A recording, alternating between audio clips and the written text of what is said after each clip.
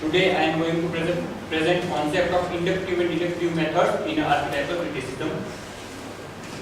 Northrop Frye, he is the Canadian critic. It is the Northrop Frye. He published the archetype of the literature. In the present essay, archetype of a literature is taken from the book. In the essay, Frye critically analyzed the literature against the backdrop of the rituals and myths. He interprets the literature in the light of the various rituals and myths. In his archetype of a literature, Frye outlines the theory of art in the general and literature in a particular way. It is our essay, Archetype of Literature, is published on 1951 by the Canadian critic Northrop Frye. He was a student of theology, then he switched to the literature.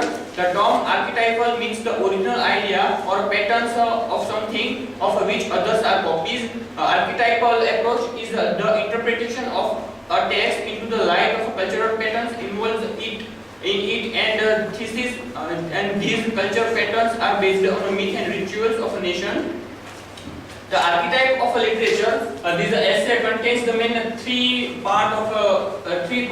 First one is the concept of archetypal criticism. Second one is the inductive method analysis, and third one is the deductive method of analysis.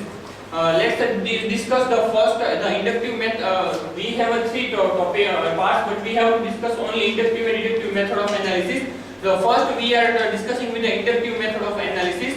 The meaning of the inductive method is the reader learns the general truth of life. That is called the inductive method. It means we read all the novel, and then we come to the one kind of conclusion that is called inductive method. That is from a particular truth is an verb. He draws the fourth general truth. Jealousy is always destructive. Example in Othello. The inductive method analyzes the two parts. First one is the structural criticism and other one is the historical criticism. Now what kind of a general truth come after the reading? It is the main point. We can say that the jealousy is always destructive. So in the example of Othello, we can find that the jealousy, because of the jealousy of Othello, he kills his wife. And then after the reading we conclude that the jealousy is always destructive, and other one is a historical criticism. So in a historical criticism we can say that the birth of a text is the reason of a social and cultural milieux are causes to outcome any kind of a books.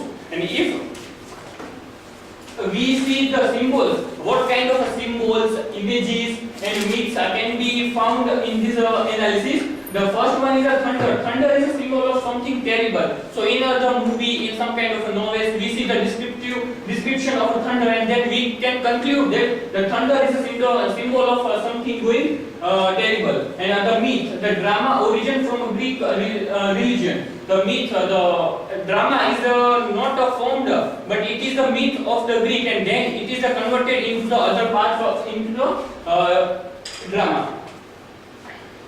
So inductive method of analysis. If we now read our famous Oliver Twist dark novel, so the center and periphery is the main portion here. So we can say that Oliver Twist, because of Oliver helplessness of the Oliver, the main class conflict, victimization of women, macabre of child labor, and religious conflict. This all makes the Oliver Twist a dark novel.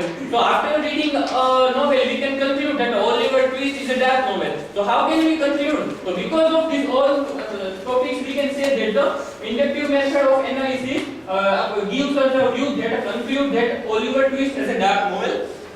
Then let's discuss our second topic, the deductive method of analysis. The deductive method of analysis proceed to the establishment the meaning of the word from the general truth to particular truth. In the inductive method, we come in the after reading all the novel, we come to conclusion in one point. And in the deductive method, from that one point, we have to go in a deeper one kind of a character. That is called the deductive method. An archetypal critics under the deductive method of analysis to establishment the meaning of a word from a general truth to the particular truth. Literature is like music, and the painting's rhyme is an essential characteristic of music, and the painting pattern is the chief virtue. So we can see that the music is one branch of literature. In the music, there is a rhyme, there is a sound. These all are the inner parts of that music. And then the deductive method of analysis, rhyme and pattern. These two parts are into the deductive method. Deductive method.